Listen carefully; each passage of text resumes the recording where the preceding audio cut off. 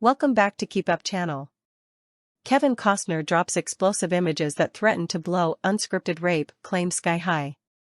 Kevin Costner has hit back at stuntwoman Devin Labella's lawsuit in new court filings containing images that appear to show she was smiling and comfortable on set while shooting a rape scene for his Horizon Western film series.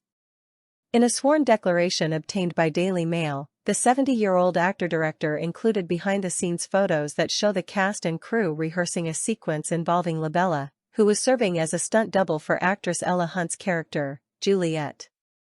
According to Costner, the scene in the 2024 film was intended to depict the lead-up to Juliet's sexual assault inside a wagon that is ultimately never witnessed by the audience. The shot was carefully blocked and contained no simulated rape, simulated sex or any physicality, the filing states. But in her lawsuit filed in May this year, Labella said she was forced to perform a violent, unscripted, unscheduled rape scene while filming Horizon, an American Saga, Chapter 2 in May 2023. The stunt performer claimed she was told to lie down while an actor was brought in to simulate rape on top of her without warning or rehearsal. She also claimed her undergarments were exposed. But the series of images obtained by Daily Mail appear to dispute that account, showing Labella in full costume, with bike shorts under an ankle-length dress, as she lay next to actor Roger Ivans in a covered wagon. Costner claims Labella agreed to block or choreograph the moment, was never pressured and did not look uncomfortable or in distress. He says the goal was to get a portion of the shot as a pickup shot, showing just a hand pulling on the character's dress. The simple act of moving the hem of the dress from the ankle to the knee created a moment of absolute clarity for the audience to absorb what would happen off-screen, Costner states. There would be no simulated rape, simulated sex, gyrating, violent restraint, nudity, or any physicality. He goes on to say that both his recollection and the photos show Labella's privacy was fully maintained and that he had no reason to believe that she was upset in any way.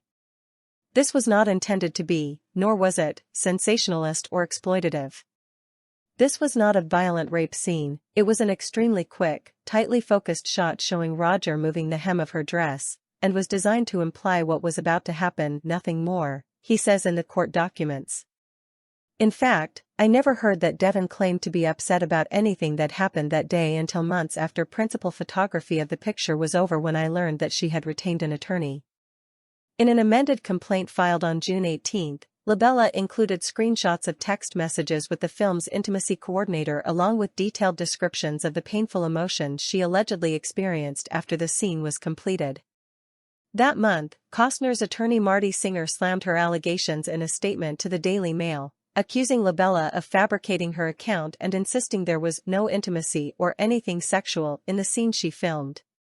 Costner's legal team have now filed new court documents demanding Labella's complaint be dismissed altogether.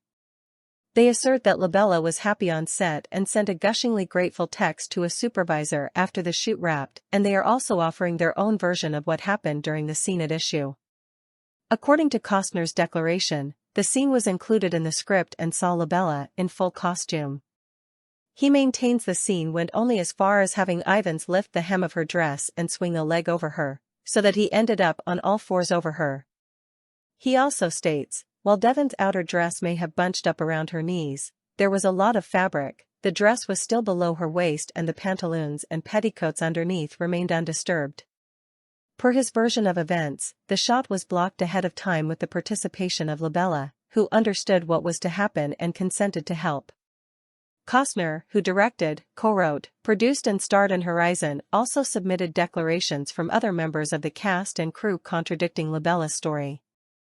Moreover, he claimed that after the wrap, Labella texted a supervisor, "Thank you for these wonderful weeks. I so appreciate you. I learned so much and thank you again. I'm really happy it worked out the way it did too. Have a great rest of the shoot and yes, talk soon." Costner's new filing comes nearly 2 months after Labella and her legal team doubled down on their allegations, accusing Singer, Costner, and the other defendants named in her suit of conspiring to silence and discredit her, as they attempt to bury her indisputable evidence. "What happened to me on that set was a reckless violation, a breach of consent and a basic workplace safety," Labella said in a statement shared with the Daily Mail on June 25. I was told to lie down, and without warning or rehearsal, another actor was brought in to simulate a rape on top of me. My undergarments were exposed. I was left alone afterward, overwhelmed and in shock. Compliance under pressure is not consent. Consent cannot be given after the harm has already begun. Labella continued, once the line is crossed, there is no real choice left to make. I spoke up immediately. And for that, I was met with silence, deflection, and efforts to discredit me. This case is not just about what happened to me. It's about a broken system that protects those in power and punishes those who speak out. It's about demanding change, not just for me but for everyone who deserves to work in safety and dignity. What happened on that set was wrong. Let it be known, I stood up. I told the truth. And I will never apologize for demanding the bare minimum, to be treated like a human being at work. Her attorneys, James A. Vagnini and Kate McFarlane, both shared statements echoing Labella's claims. Vagnini claims that, contrary to remarks made by Singer, Labella immediately objected to the traumatic incident she experienced on set and that there's strong evidence, such as texts and a report from the intimacy coordinator, that supports her account. He defendants failed her in every possible way, said Vagnini. The playbook used by defendants like this is tired, archaic, and as hollow as their words. How many more men who have followed this same pattern of denial and redirection have to be sued or go to jail before they realize that leading with accountability and an apology goes a long way? Source: dailymail.co.uk. Please like, share and subscribe. Thank you for watching.